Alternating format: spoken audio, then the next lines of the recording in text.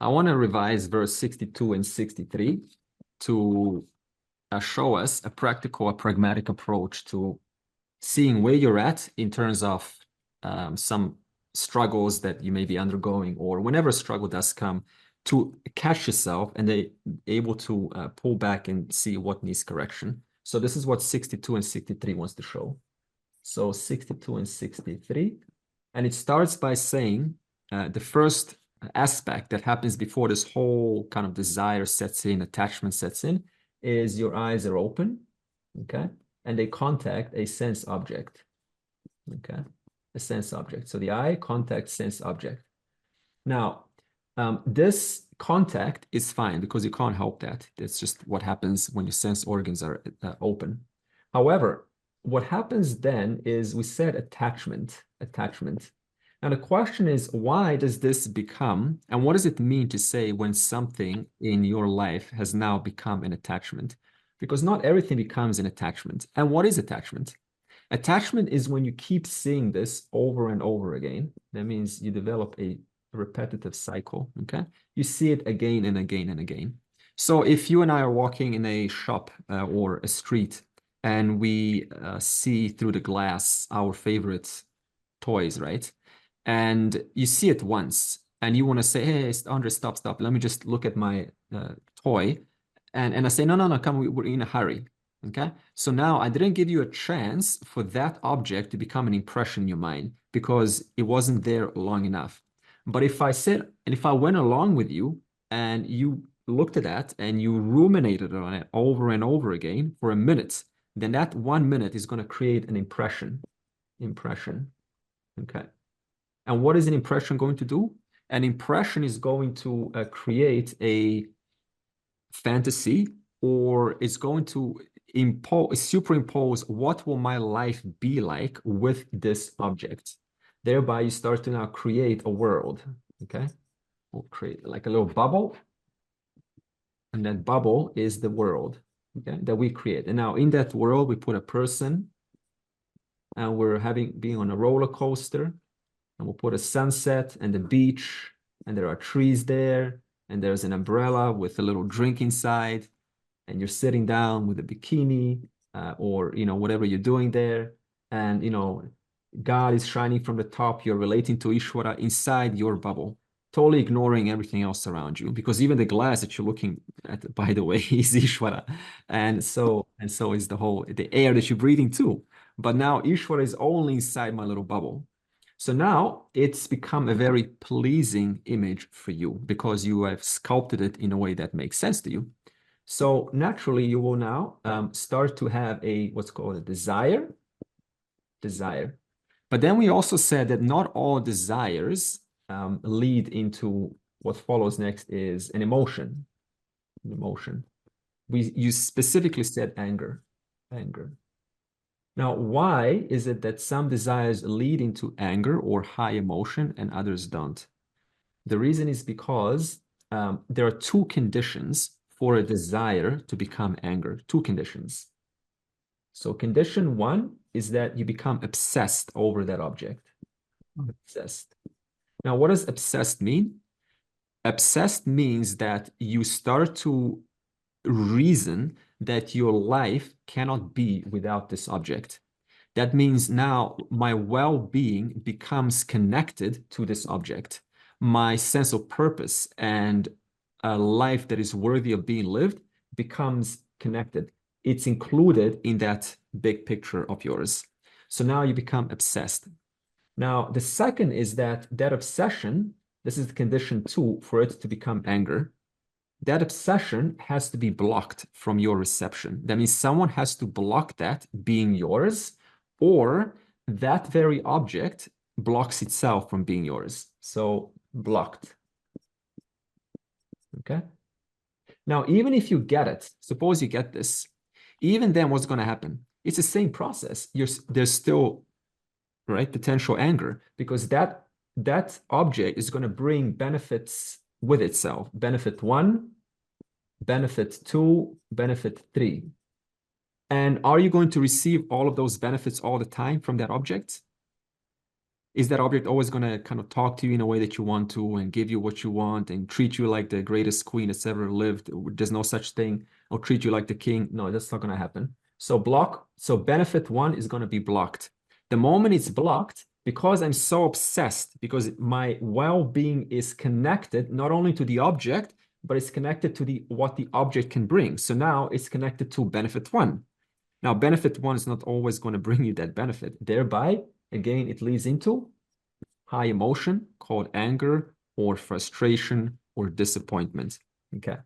Now, when that desire is met, these two conditions, when they're met, then that leads into, remember the next word, D for delusion.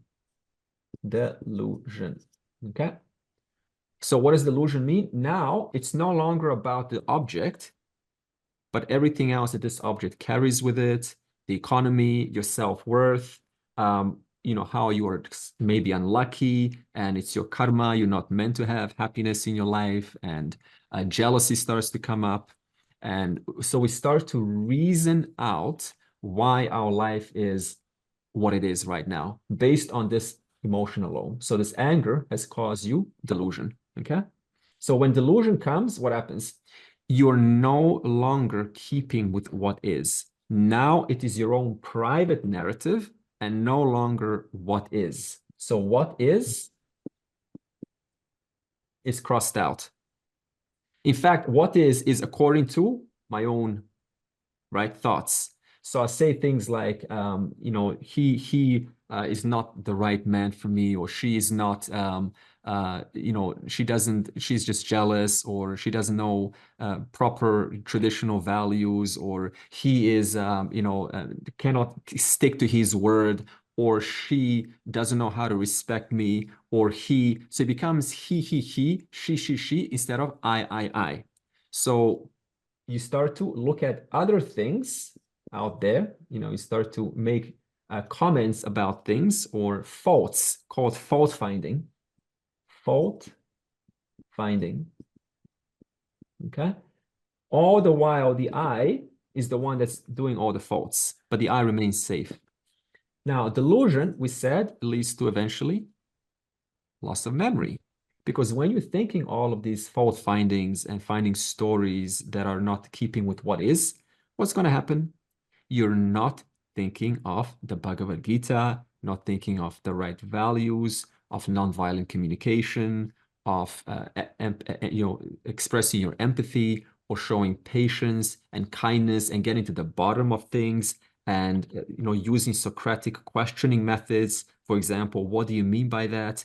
And and when I do this, is this how you feel? So this whole model of questioning and getting to the bottom of things through questioning, that temporarily is put on hold because of delusion. Therefore, memory, I know it's messy, but what to do when it's spontaneous.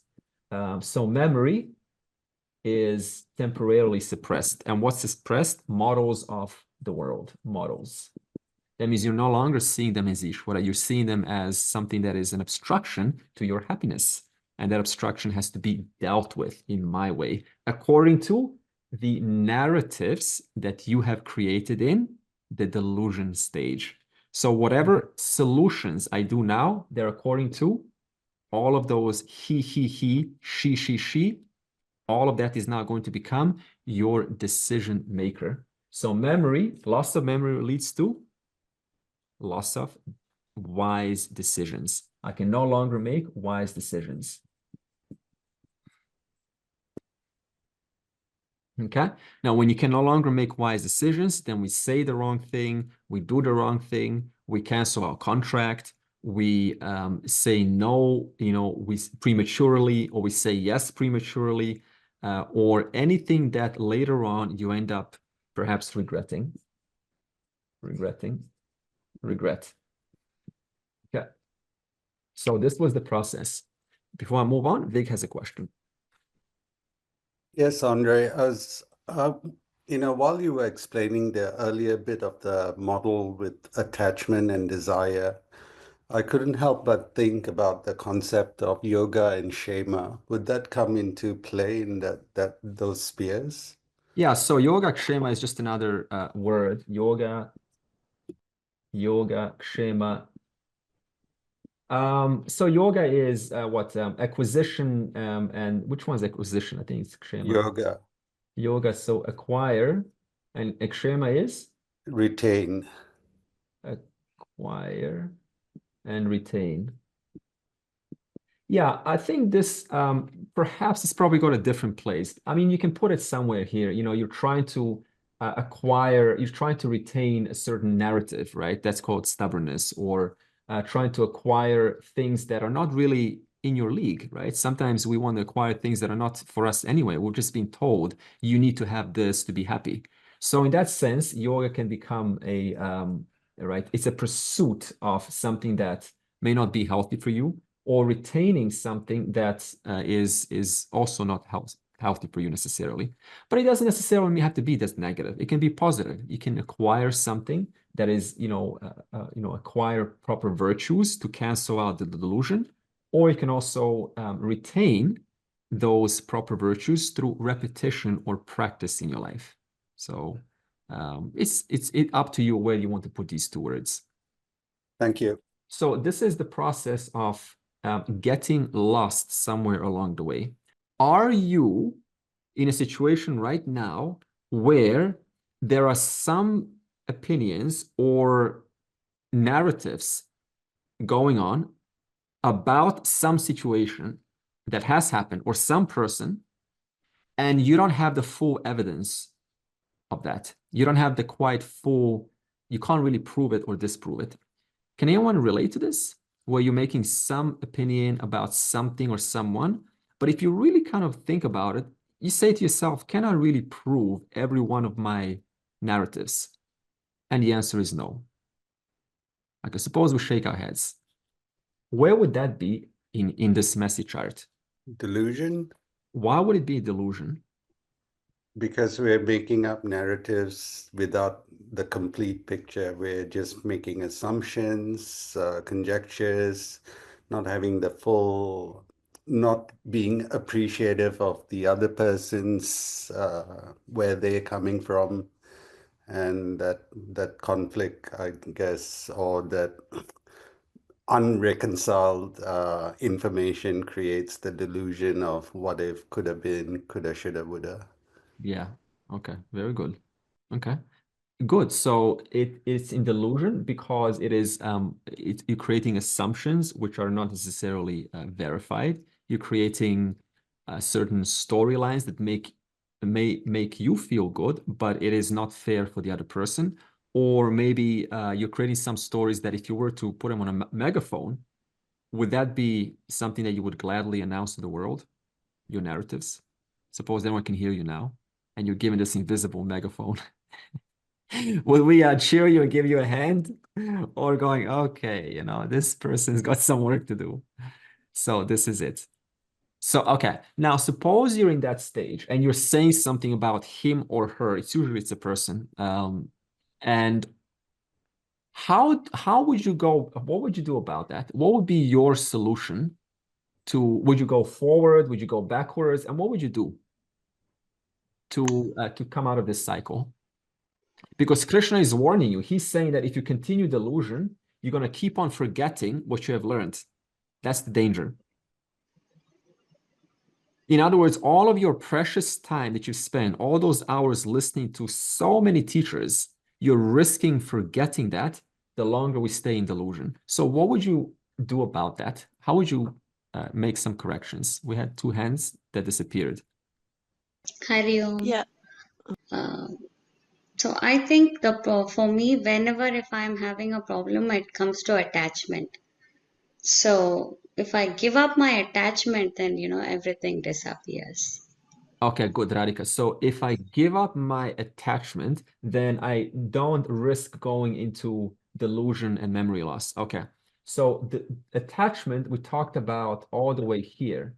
So Radhika is talking about her eyes are open, her ears are open, and she is perceiving something, right? Something's going on. And now when you say give up attachment, what do you mean by that? How does that process happen for you? How do you give up attachment without denying yourself the pleasures of having this object in your life. Maybe it can do some good for you. Right. So desire or not automatically happens, I mean, it automatically happens. Eyes are open, you desire something, and then if it's going on ruminating, and if you're not able to fulfill that desire and you want to fulfill it, you see that conflict there. And then you see that it is because of attachment is why you are having that conflict. You want it, but you're not able to have it. So you have to come to that place of detachment where you can drop it and go about your life and keep it peaceful, instead of like, oh, I like this or I dislike this. Both are desires. You have caused that already in you, and now you're overcoming that by detaching. So what I heard you say is that you are keeping I'm paraphrasing, a long-term vision of what would happen if I let myself go, if I let this attachment drop into a craving, a desire. And there's a cost for that. And the cost is a lack of peace and lack of discretion. This delusion part is something that I really struggle with. I find if I can catch myself before getting to that state, then I'm usually okay. Like I can move on from whatever the disturbance was. But the ruminating about what the other person did to me, not having all the facts, it's something that I struggle with. And I find what's been helpful for me lately is just like occupying my mind with other things. So when for instance, when I go to the gym, I don't have time to think and ruminate because I'm physically active doing something, that it just kind of, those thoughts go away. So I don't know if it's healthy, but just trying to find other things to occupy my mind is sometimes is helpful when I get to that delusion state. So what Lila is saying is that, see, sometimes if we're stuck here, then it's very hard to get out of the stage because there's a buildup, there's a momentum. It's very, very hard. Other stages are relatively easy. So this stage, what Lila is saying is that, what is your fallback? What is something that you can resort to or take refuge in that will take your mind temporarily out of that delusion long enough so that you're able to bring back memory and sensibility into your life. And this is another good strategy. So my question is then, what is it for you? Where do you turn when you need a little bit of a break that just, call it a quick fix? Because they do work, I tell you. A quick fix does work long enough so they're able to restore your sanity. My question is, would you rather stay here and just kind of stay there and just let it wash out automatically, just let it go on as long as it needs to, or would you just rather actively do something to help yourself, right? Stop those repetitive delusional thoughts because they're not unique, they're just the same thoughts going on all the time. I will say in my case to come back to basics, to my headquarters, to who I am. Okay.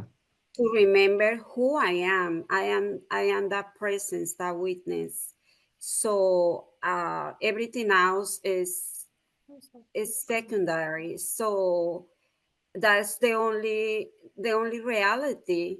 So to me, that's what I've been trying to grab myself from, and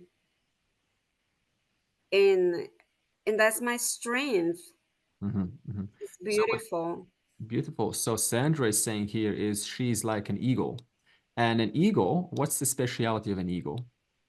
It looks at the big picture, but it's also able to look at the small details. So sometimes when we are stuck in the small details, called delusion, when we just look at one little aspect of the whole, then we can take a bigger vision and we see, this is silly. In respect to who am I? I'm a little dot. Just zoom out Earth right now. And you're in one little continent, one suburb, like nobody, a zero. And then you zoom out Earth, and then Earth becomes a zero in respect to other planets. And then you zoom out a galaxy, and then the galaxies become zero in respect to other galaxies. And there's this one tiny little being who's making a small thing bigger than the universe. So Sandra is saying, let me just remember the big picture here, what's really happening in this moment. And thereby it gives you some perspective on things. I think for those things that remain delusional or you ruminate on constantly, don't go away. First of all, I'd try reframing it or looking at the situation from the other person's perspective. If that didn't work, then I would be more inclined to look at why the situation has made me ruminate the way I have, because there's probably something in it that I need to learn from, rather than ruminate or blame on the other person. Okay, that's a very good point. So Michael is saying that as long as this delusion keeps on occurring, it's a reminder for me that something needs to change. This is a call of Ishvara saying, hey, I need to change. Something needs to be tweaked slightly a little bit. And so in that sense, you know, we keep asking Ishvara, tell me the answer. What should I do to fix my life? Ishvara is always telling you. When is Ishvara not speaking to you? Even to be in a delusion, Ishvara is saying this needs to stop because it's not helping you. I always try to remind myself it's just one opinion and it's just partial knowledge. So if one opinion causes me to react, and I'm coming from one opinion as well, one set of understanding, then there's always going to be some kind of conflict. So why get hung up on it too much? Okay. It's just always going to be a part of life where people have conflicted views, and it's not the absolute truth of who we are. So I sort of take a step back and try not to be reactive, and as much as possible. And like you said, have a bit of a breather and then react to it, and realize that my reaction is just one of millions and millions of reactions. So why should I be so upset about things? And you will be surprised also within 1 year when you do know a little bit more about, suppose, the social economic status, the society and the cultures and yourself. You will look at that same opinion a year back and you will realize it was not quite well articulated nor formed. So in that sense, you can give yourself some space to not take yourself so righteous anymore, okay? Because it is just one very, very limited, right, scope of your understanding. And also, I think because we're changing as well. So even your own opinion changes over time, depending on the situations that you come across. So it's never fixed. Let me ask us a question. About 5 years ago, who was in Vedanta 5 years ago? Who knew about Vedanta 5 years ago? Okay, so whatever your answer is, suppose 1 year or whatever months ago, has your opinion changed about what the word Vedanta is, what these classes are about? Has your opinion changed? Yes. Yeah. How so? How so? What have you discovered now that you initially didn't discover, but initially you thought you were quite right? How is it different now? Knowledge is bondage. When I really came to Vedanta, it was really satiating so much of my quest, spiritual quest. And that is all like accumulation of knowledge. But over the time, it didn't really affect my internal state, but it just kind of like acted as an ego booster. I think you would even see the remnants of that behavior out here. Most of the comments are from me. So just kind of like, if you don't internalize it, you only vomit it on others. That's what it is. Like, so knowledge is bondage. So Ravikant is making a very unique point, and I do agree with you if you look at it from a very unique standpoint, and that is, see, even Vedanta can become what we call Apara Vidya. Apara Vidya in Sanskrit means a worldly knowledge. So it becomes just another sort of thing to have in your mind as a refuge, as a backup, as an identity. It becomes an identity in itself. As long as Vedanta for you becomes Apara Vidya, just another science, a geography, a history lesson, a lesson about the society and the economics, that knowledge has no power to transform you. It leaves the subject alone. It leaves the I intact. So Vedanta, if I understood, if it remains this apara vidya, this worldly knowledge, it becomes bondage of itself. When a teacher teaches Vedanta, they take what is apara vidya and they convert that into what's called paravidya. Paravidya is that knowledge, knowing once, everything at once becomes known. Or you could, that's called, right, Brahman, the final knowledge, the final truth. You can also say paravidya is that knowledge which gives context and meaning to aparavidya. That means it brings it meaning to the point where it touches your heart. It's no longer just here. I've came to the Vedanta classes and I heard about the 5 elements, Maya, and I heard about Ishvara and Brahman and how they're all connected together, and you know how Big Bang comes and what comes afterwards. It's no longer just that. It is an appreciation of a vaster order, which you, the contemplator, are not apart from. You see the difference? Before, I, the contemplator, was different from everything else, from what was contemplated. Now, I, the contemplator, and the contemplated are within the same order. We're not apart from the one order which is manifesting as laws and orders and forms, and these forms are governed, and you're one of those forms. You're one of those thinkers. You're one of those movers in this field, and that field is nothing but one intelligence manifesting as the laws and the forms and the intelligence and the interactions that are going on. And you're not outside that. Even right now, you're sitting on this chair, pulled down by gravity. Cells are doing their works. They're going from the bottom of the feet to the top of the head. The heart is pumping them. You're thinking about these words, making sense of these words. That pause too is also a manifestation of the order. So the thinker, that which you're thinking about, that which you are contemplating about, all of that is one order called Ishvara, intelligence. So you're not outside of it. Even right now, as you're smiling and thinking about what I am saying, even the capacity to think and the brain cells moving, all of that is governed by Ishvara's order in this very moment.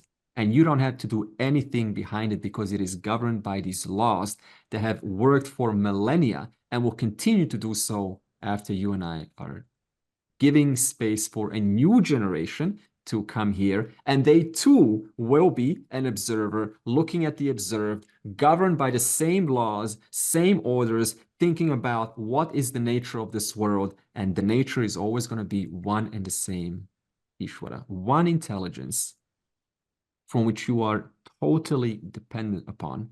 Even to understand that intelligence, that understanding, the process from going from non-understanding to understanding is also Ishvara.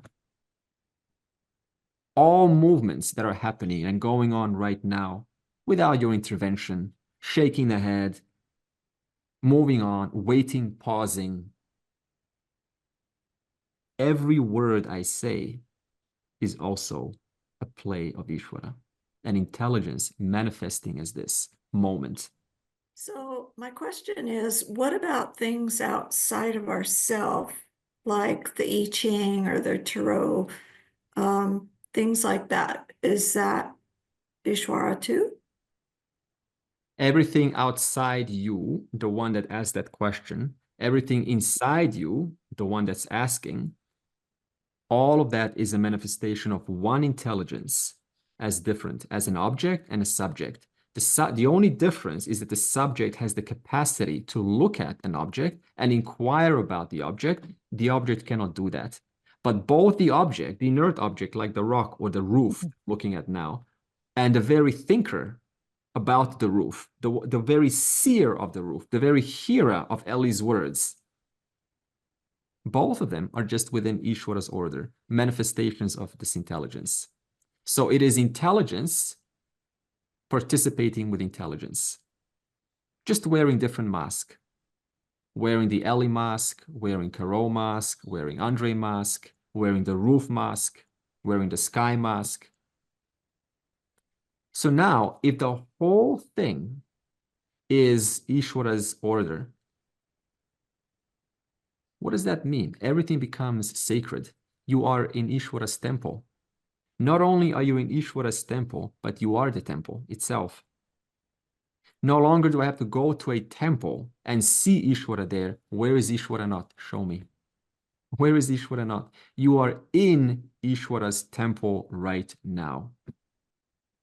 But also, you and Ishvara are the one same content, the one same Brahman. So in that sense, you are the temple also. So you can look at it two ways like that. I have a question about the concept of twin flames, because honestly, I'm going through it right now and trying to make sense of it. And I think I'm like in the delusional phase some days. So I just wanted to see if Vedanta had, addressed that in any way. It depends on, first of all, what culture you're born in. Not all cultures have the concept of twin flame. So it's cultural dependent, number one. Number two, it can give you a really good, confident, feeling that you have found your kind of twin flame, or some people call it your soulmates. It's okay. Sometimes we call this Shobhana Atyasa. Shobhana Atyasa means beautiful superimposition. So that means wherever we have something that's precious, there's a tendency to add embellishments onto it, to give it a more of a narrative, to give it a more definition and meaning and color and beauty. So this Shobhana Atyasa can potentially be what we call, in the West specifically, twin flame. Yeah. But at the same time, also, I think it's important to be open that it can seem like that, but is it really like that? You don't really know. You can't really prove it or disprove it. So I'm not going to deny it, but I'm also not going to buy into that whole twin flame, because most of us had twin flames. Where are they now? Are they still with you? I know mine's not. I remember these years. This was in my 20s. Oh my goodness. We were just chanting left and right. We are twin flames. No. Yours is different. Ours is the twin flame. Ours is so unique. We have found it.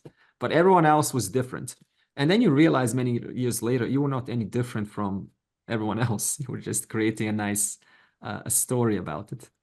Yeah. So you can enjoy it while you have it. But at the same time, be open that anything can happen, and you just don't know what is going to come in the future. That's the reality. I was thinking about, these different levels of when, of desire and attachment and all these, is that they're kind of like a ladder or steps, they're going downward, it's like with each one, is you get attached to something, and then you get the desire, and you get the anger, and and you just, the delusion and the loss of discrimination, you're just going downhill. Yeah. And so you need to just keep taking steps backward, and you need to start out with like attachment. And when we all have this happen to us at some time, frequently sometimes, and you get a little bit obsessed with something, and you realize, oh, this isn't so good. I am getting obsessed. So you have to step back, and you have to start another pathway, another ladder that, rather than going down, goes up. And you have to start looking for, even, and things like somebody mentioned going to the gym and, taking care of your health. Those are all important things, and there's nothing the matter. That's a good place to start, maybe. They're positive kind of things. And or satsang, like what we're doing right here. We're doing satsang. We're working on these attachments to and desires that we know aren't good. They're not improving our lives. And eventually, we get to the point that you were talking about, a little bit back, where you start recognizing everything is Ishvara, and it's, and you start looking at that bigger picture, and you're not taking that pathway that's going down. I mean, you just got to break away from that pathway. Yeah. That's all I wanted to Yeah, say. beautiful carries lots of wisdom there. I will get back to you on that when I discuss my methods of how to deal with this process. Before I do, we'll go one more, Gautam. Yeah, regarding desire, it's the, you can break them in two parts. One is the moment to moment desire, and one is the long term desire. The life is made up of moment to moment desire, which is very low stake. One more cup of tea right now, one more episode of Netflix right now. Let me catch up on sleep right now. Let me miss the Vedanta class. Let me go and play around somewhere here. These moment to moment desires are the ones which make up most of the life. And you give into them because they are very low stake desires, very low stake. The larger desires, a bigger house, a better car, they take more time to fulfill, and therefore there's more chance that somehow they will get sorted out, and the desire may be lost in the race. But the moment to moment desire, because of low stake desire. And secondly, the most important part is for the bigger desire, I know that bigger desire also will be within the realm of my achievement. Little more than that. If I can afford a big car, which is not a Mercedes, I will not desire for a Mercedes. A Bill Gates will not desire for a Mercedes. He will desire for a 707 Boeing. So our bigger desires are also limited by what we already have, little more than that. So they have a way of sorting themselves out. But what ruins the life is a smaller moment to moment, now and then, hundreds of desires every day. Let me put that in a different stance. When you say desire, okay, see, there's nothing wrong with or right about desire. Desire is the driving force of life. Okay, to desire to even to have a coffee, I need that to stay awake, right? Suppose you say that. Desire to clean the house is required, because if you don't have a clean house, then you can't function in that house. It's too dirty. Desire to go shopping, it's necessary to replenish, so you don't have to worry about the food. So every desire serves a purpose, and it has gotten you to where you are right now. When it becomes a potential setback is what we call binding desires. So binding desire is where something is not necessarily healthy entirely for you, but it keeps getting you to come back to it again and again. And you find yourself hard to pull out. There's some activity or some hobby or whatever it is that you have built a strong kind of you're coming back to because you feel it is necessary for your well-being, such as 5 hours of watching the TV or Netflix, right? Now, 5 hours, maybe you could say, if you rationalize, maybe it's a little bit too much. It depends on what your values are for life. But suppose you don't want to, watch 5 hours. Can I just say, suppose I say up to you, that's a low desire right there. You're watching 5 hours of Netflix, and I call it a low desire. And you call it yourself, it's a low desire that I'm exercising. I mean, I don't know how you will kind of look at yourself like that. It will kind of make a statement about you. Why am I practicing low desires, right? So rather, you can now say, okay, so I want to watch TV because entertainment is important, but what is a slightly healthier refinement of this low desire, right, in your language? What is a slightly healthier environment of this desire? Well, I could watch for 1 hour. I could develop a healthier desire. Something that doesn't have to be, suppose your desire for entertainment is, I don't know, what is it? Watching, right? Watching, just random watching of YouTube, suppose, random watching of YouTube. What is a healthier way to replace that desire, knowing that it's addictive? Would you eliminate it, knowing that it's not possible? You're probably going to struggle. What is a better way than eliminating your sincere need to have entertainment in your life? What is a better way to refine that? Nitin wants to say something. Hari Om, Andre. In all this, the whole world, you are looking at desire. It's desire ridden. Otherwise, you are not going to move forward or backwards, whatever. But you need to, in all these situations, you need to realize So therefore, from you are the subject. So whatever the objects of desire are, you need to become objective. Therefore, you need to become wiser with the right values.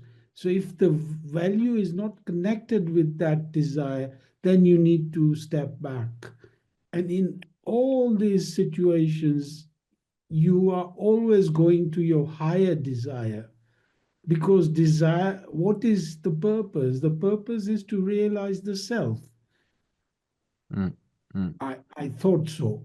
So therefore, you can always become objective, hopefully, but it has to be gained with wisdom. And that is just a process of this life, I think. Okay. Okay, now let's go with this. How do you become wise in reference to your desires?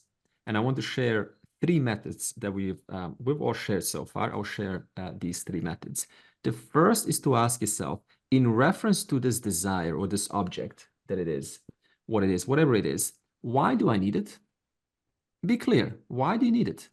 Be totally authentic and honest to yourself. Why do you need it? Are you told that you need it? Have you convinced yourself that you need it? Has someone from your childhood told you that if you have it, it means you're worthy? What is the real story behind why I want this thing to be in my life so bad?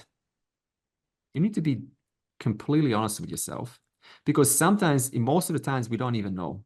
We just go along with whatever is there, and that becomes the thing to have in my life, the thing to attach onto my identity. Walking, you see a nice handbag. Okay, that handbag needs to become now part of my life. Why? What? Like, get really clear. Why do you want things so bad? What is it really going to give you? You know, I'll give you something that we can relate with. When we were children, we all had, toys and suppose cars, right? For boys, right? And dolls for girls. Did you find a way to overcome that desire for those little dolls and cars? Of course, and I don't see anyone playing with cars or dolls here.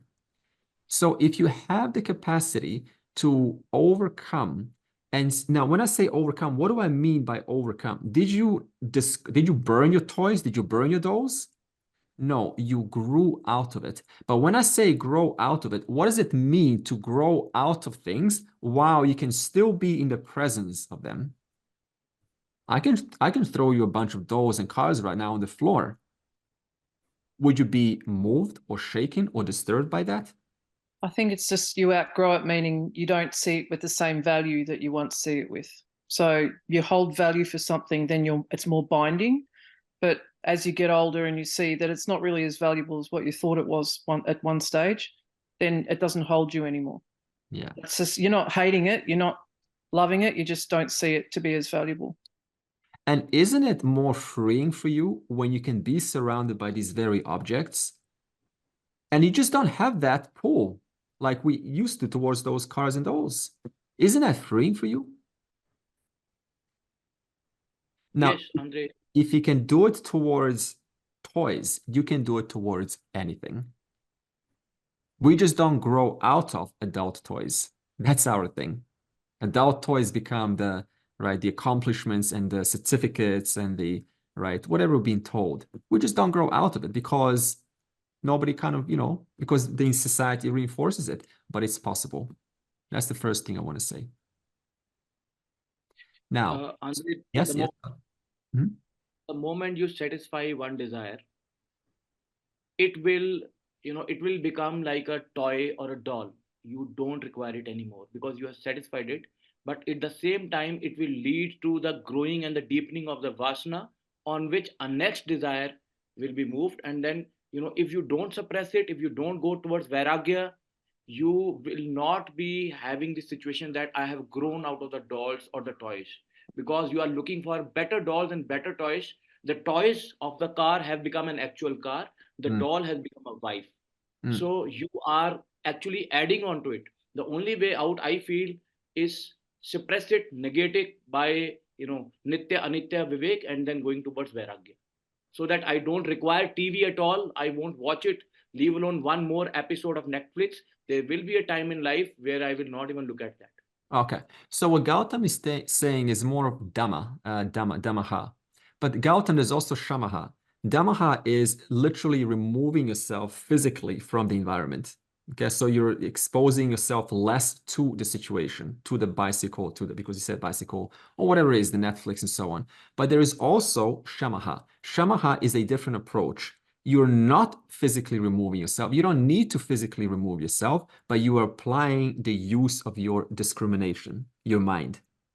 And when you apply that, you can say, what's the real value of this object? When you see and you study the nature of an object, you start to see it in a different light altogether. A couple of years ago, like all of us, the men, right? We look at the woman, and the men will relate with this, and we think like they're so pretty and so beautiful. And I thought I applied this very concept onto women themselves because I wanted to, kind of cure that lust. That it's a big thing, right? Lust is one of the hardest things for any man to get rid of, if a man is honest. And I thought, let me use this and apply it in reference to women. And what did I do? I stopped looking at this, right, this human with 2 legs and 2 arms as an object of desire. But how do I do that? I realized that as long as you don't think about what you're looking at, it holds a certain power over you. The moment you start to look at it as parts, like there's a leg over there, there's an arm over there, there's an eye, there's a nose, there's an ear, and you start to study different parts, and you get to know them really well, and then you put them together in your mind, and then you go back into the world, and now you see the whole object totally different. And I realized something profound. The reason why most men cannot control their lust is because they never apply their mind onto the object. They look at that object and they let their carnal drive or their fancies just kind of, take that biological drive, force themselves onto that object. It becomes so attractive. But the moment you start to study that object, you literally just take a time to look at it. What am I looking at right now? What's this object? What's this? How does it all work? And you look at the movements and the skin and all of that things that are put together. Your entire impression of the object changes, I tell you. So you see, it's not always about this kind of this rigorous suppression of removing myself from the environment. In fact, I would say that that is the beginner stage. A much later stage is that I can be fully in this world, surrounded by objects, which are all Ishvara. So if everything is Ishvara, what is there to suppress? Think about this, please, right now. If all that is here is intelligence, manifesting as different forms, what is there truly to suppress myself from? I want Ishvara, I'm suppressing myself from Ishvara.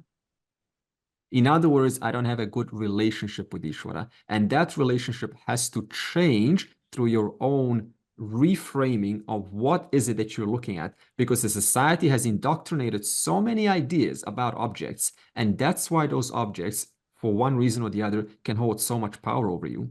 But object has no value intrinsically. A Rolex watch is just a bunch of metal, a bunch of parts put together with a gear, a glass. Someone was digging that stuff from Africa, brought it over, it was processed, it was put together, and then a whole advertisement campaign was put into the field, and now people have developed this thing for a Rolex watch. Not anymore, but they used to.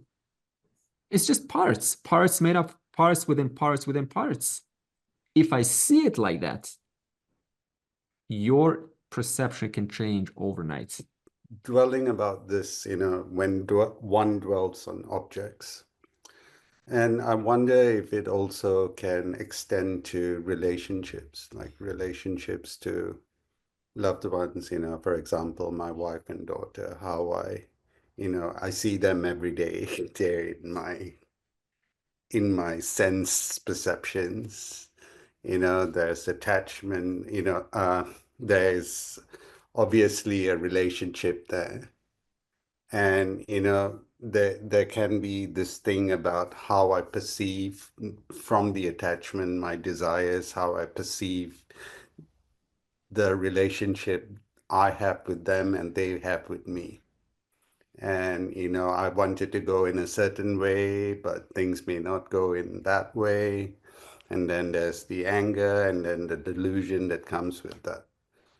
How can we stay objective with relationships?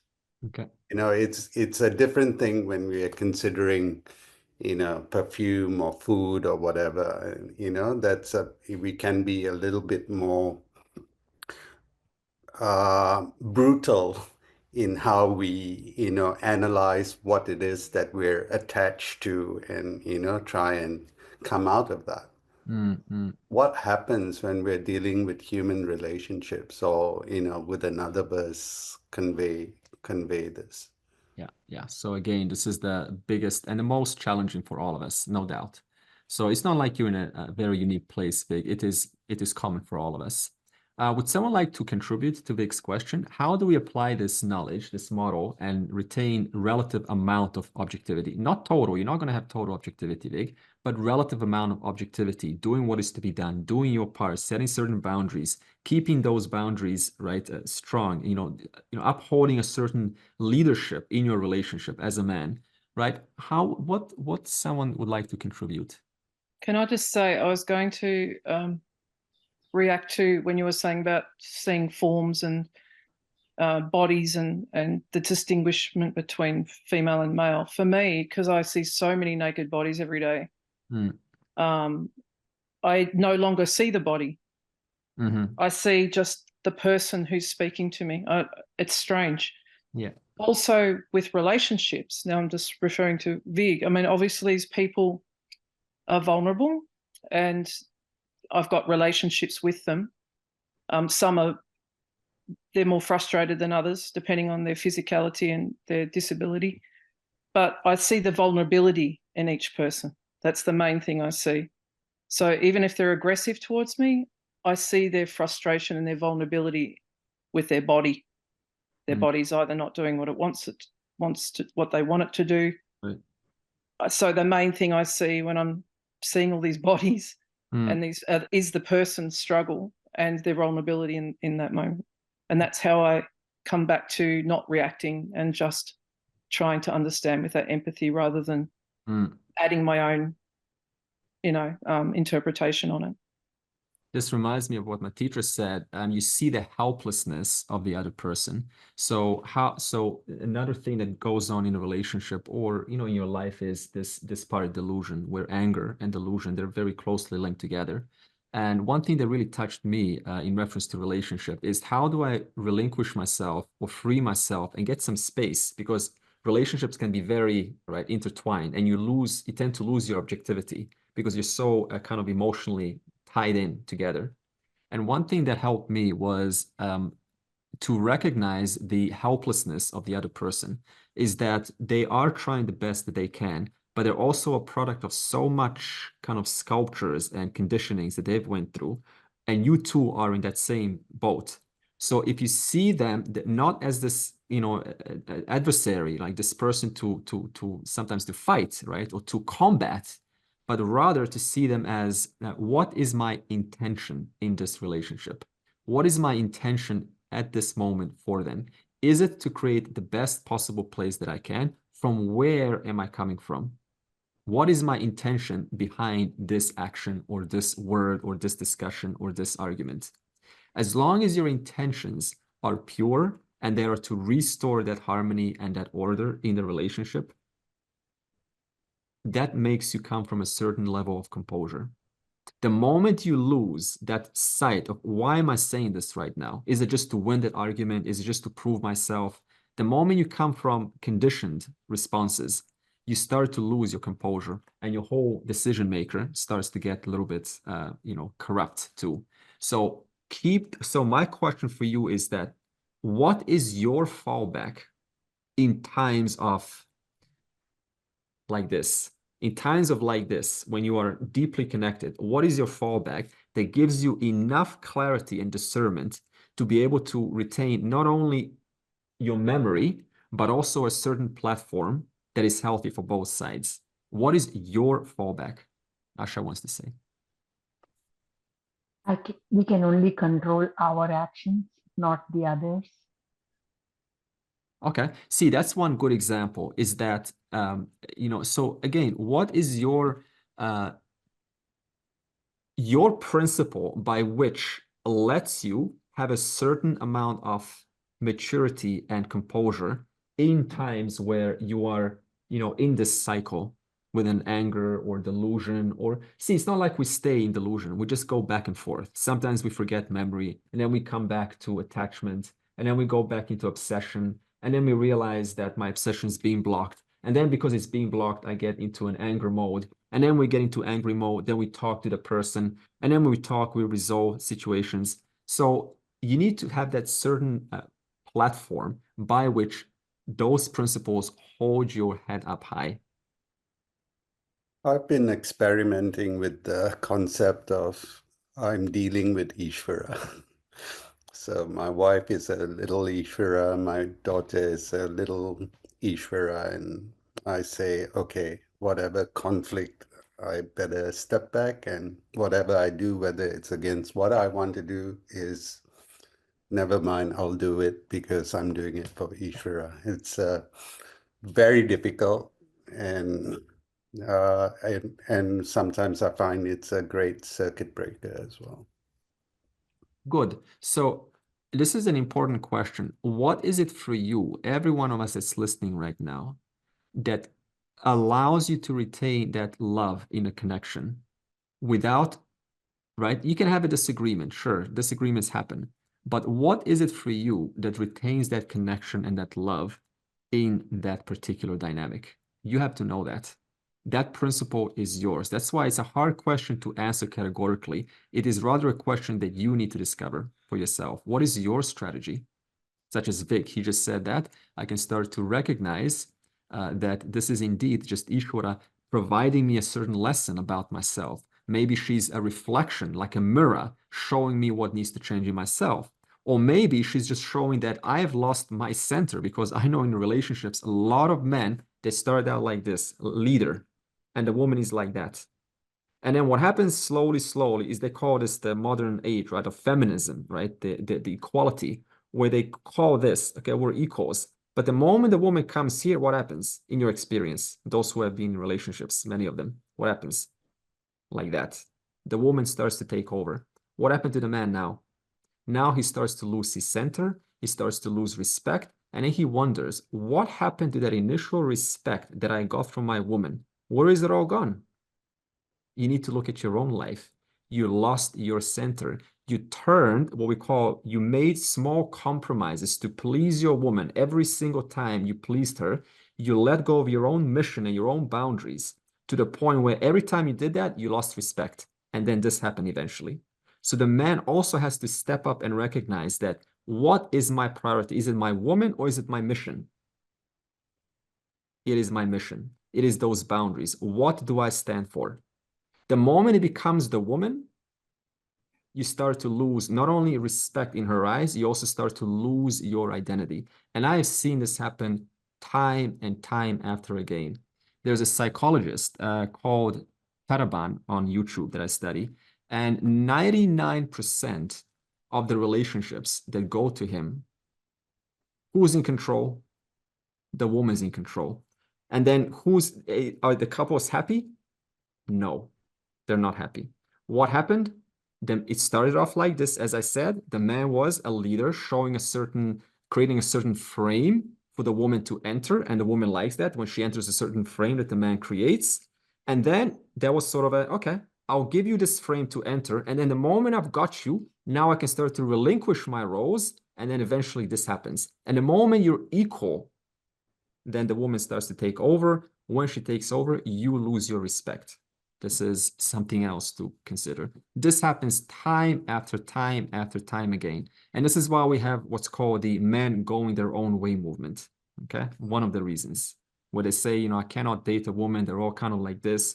Well, I challenge men to step up and to recognize that you have lost your ground And that's why she's disrespecting you on and on and on. And you can't do anything about it because you're turned her into the number one of your life. Whereas what is for a man, a leader, your own mission and your own boundaries should be number one, no matter what.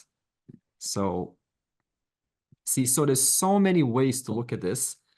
So it's not just about seeing it as Ishvara and seeing it as a divine. You also have to know your place as a woman or a man in any relationship. That's also part of it.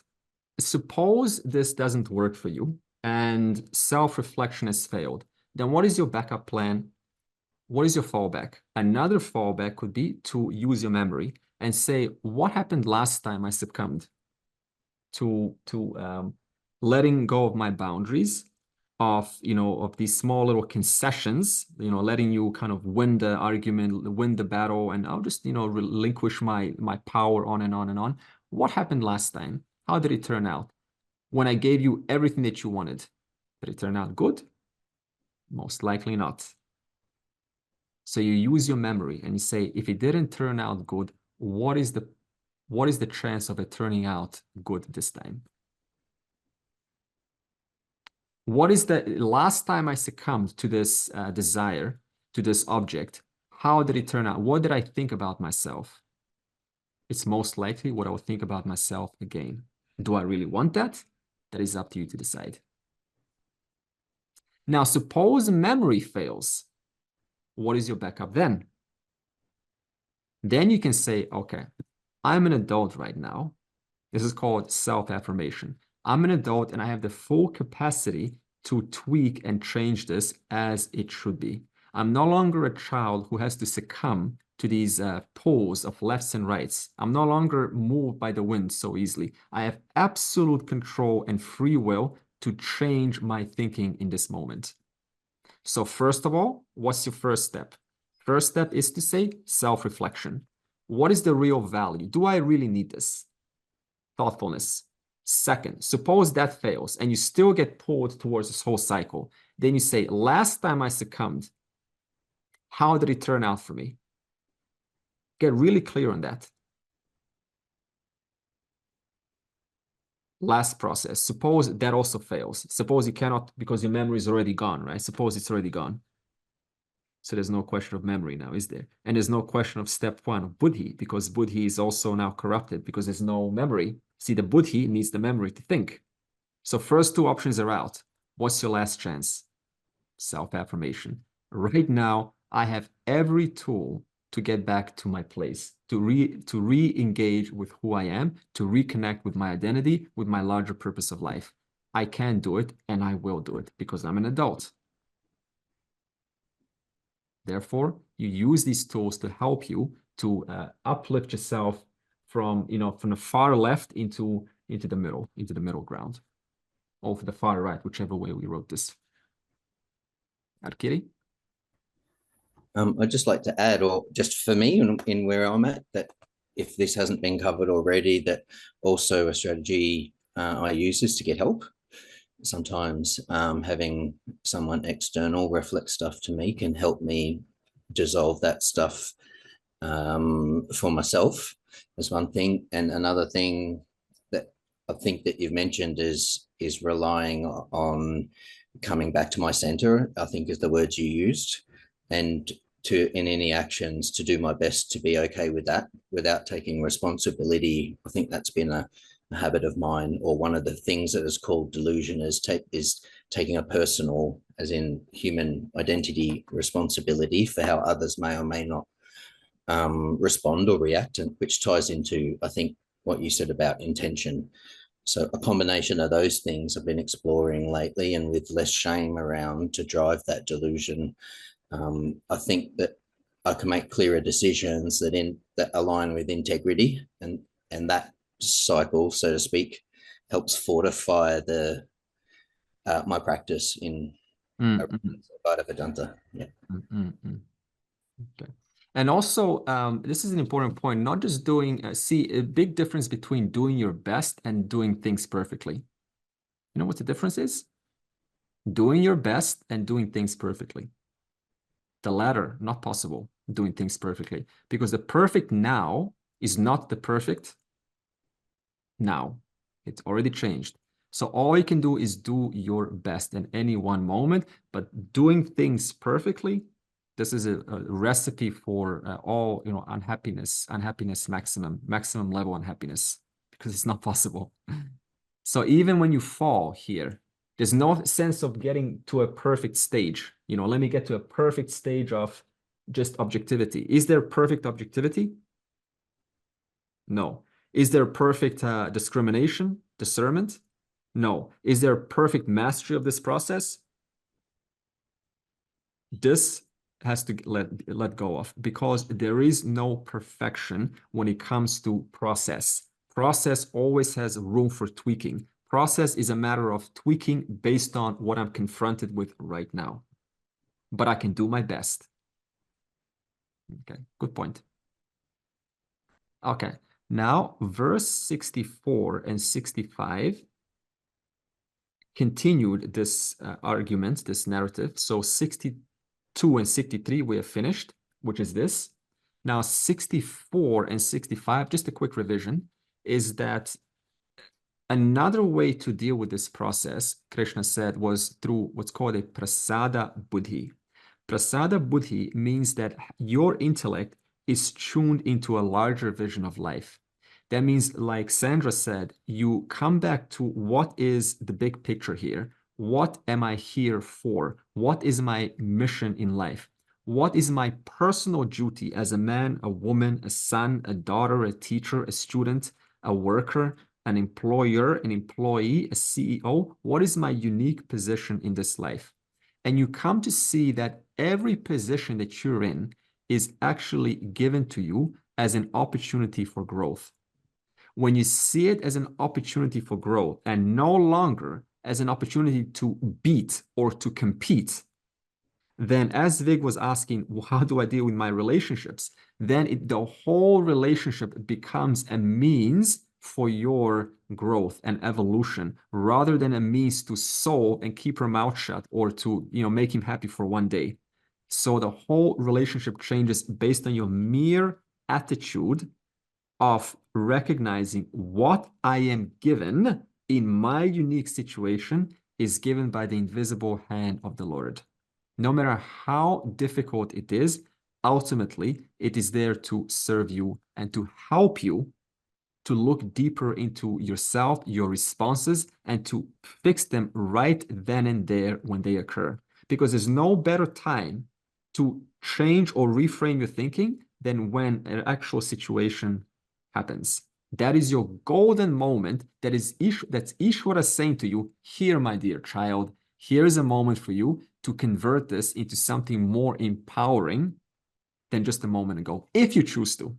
And if you choose to, no matter how little it is, I tell you, it can go a long way, because it's like a compounding effect.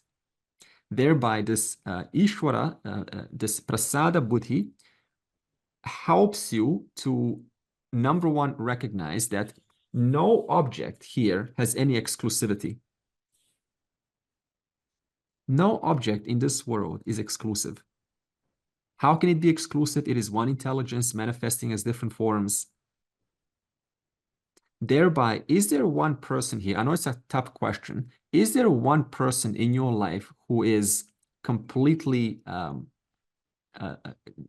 necessary? Who is completely necessary in your life? Is there one person? Is it not everything right now? Well, I mean, we, have this kind of idea that, I need this person, I need this object.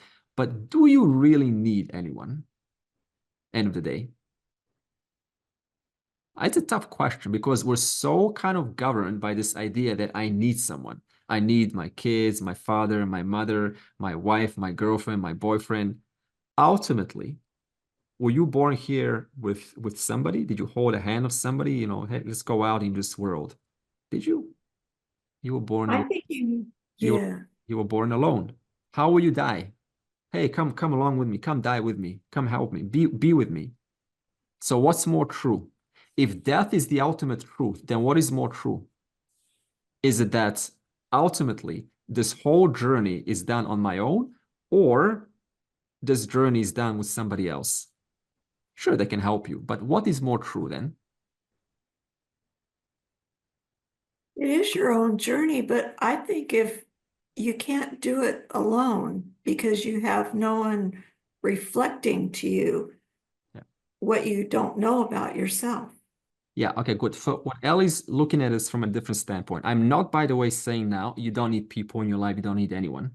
But that is absolutely true, because you are here because of so many people, right? And even tomorrow we will need someone, right? Absolutely true. But ultimately, when it comes to your identity, when it comes to knowing yourself, when it comes to the most important, connecting with Ishvara, is that a journey that is of your own, or is that something that you kind of need someone else? It's both. of your own. Right? It's both.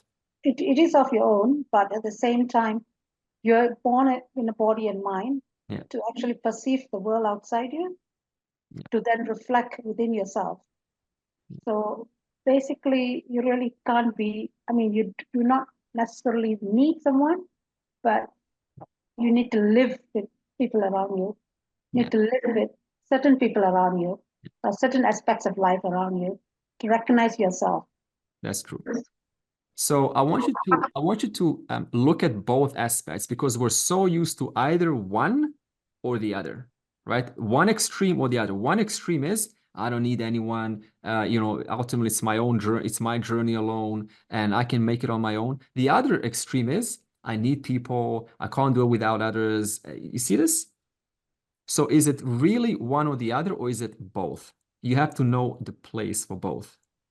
Now, why am I bringing this up? Because we tend to bias one over the other. And then we say, no, I absolutely need, and I'm going to prefer it this way. But ultimately, I tell you, no one is going to save you.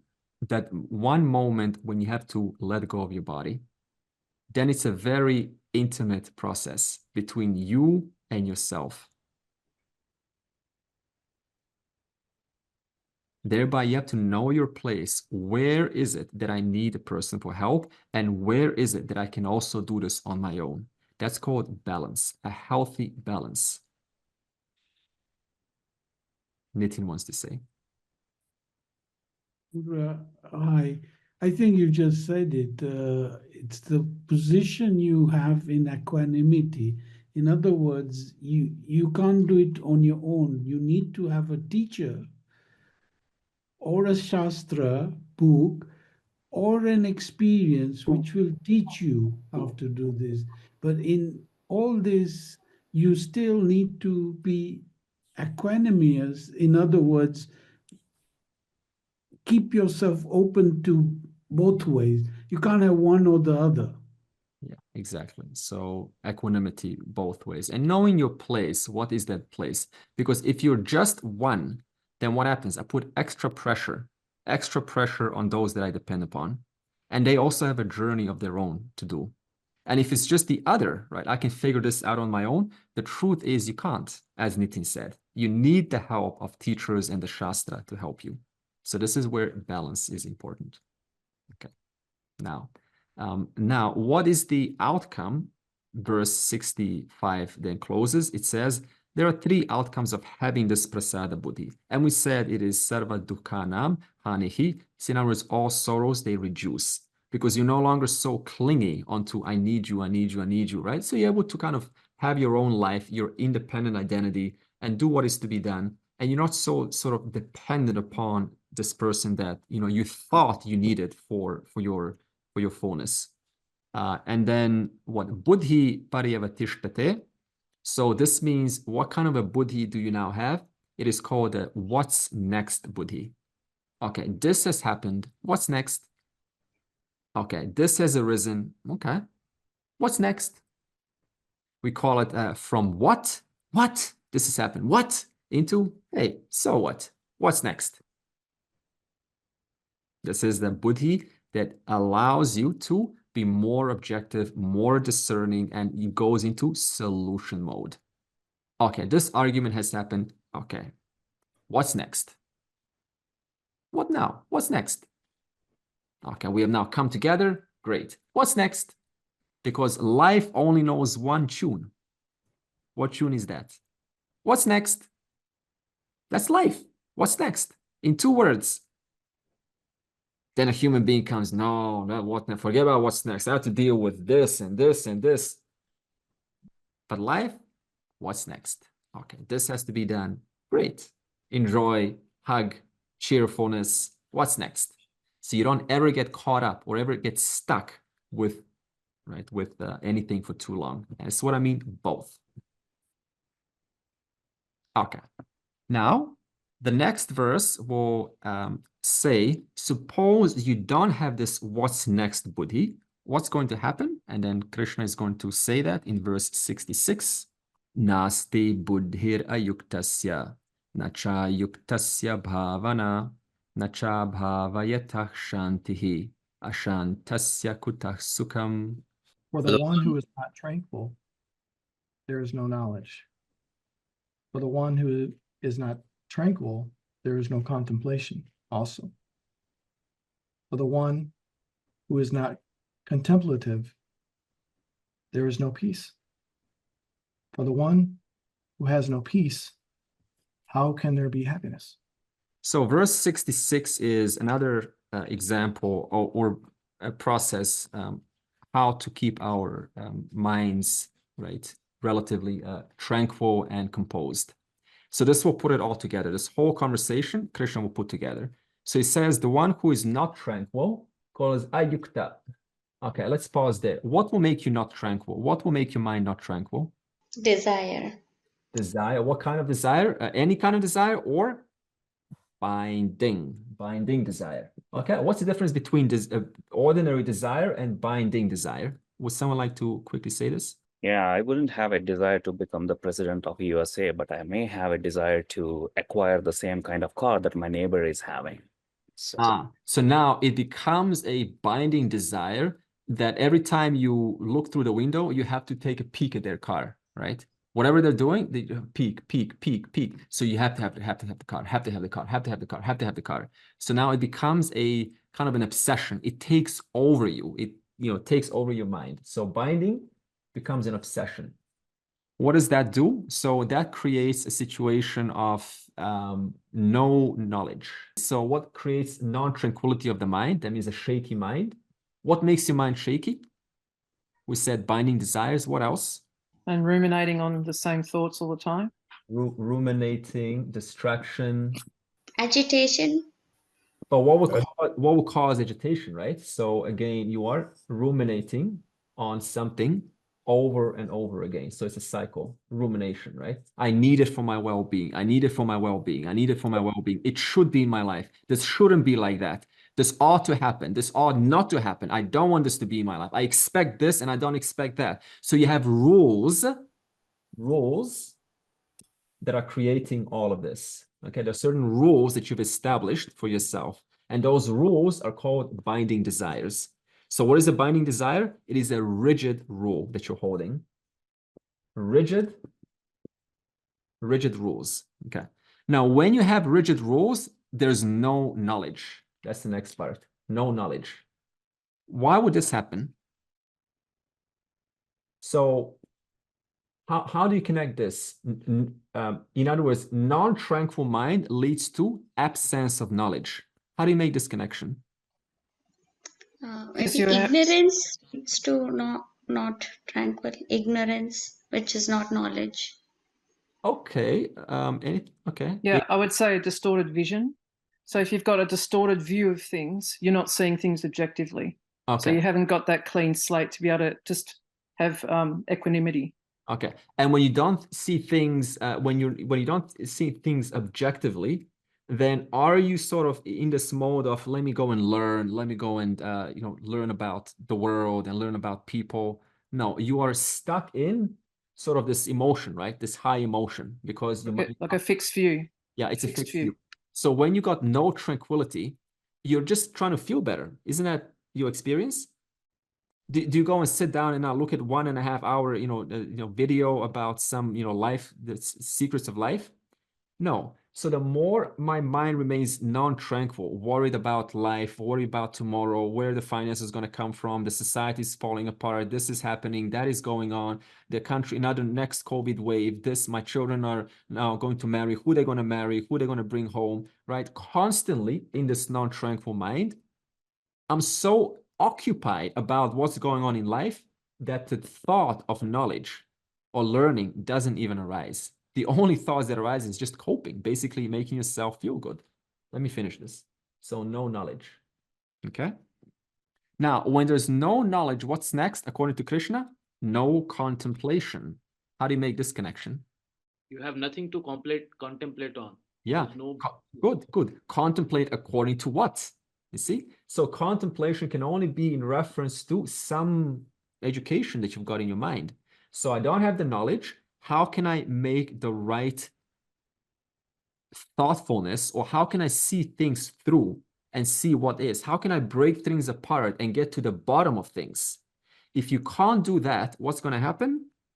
No peace. How do you make this connection? No contemplation to no peace. When you have contemplated enough, that is basically nidhyadhyasana only, manan and nidhyadhyas only.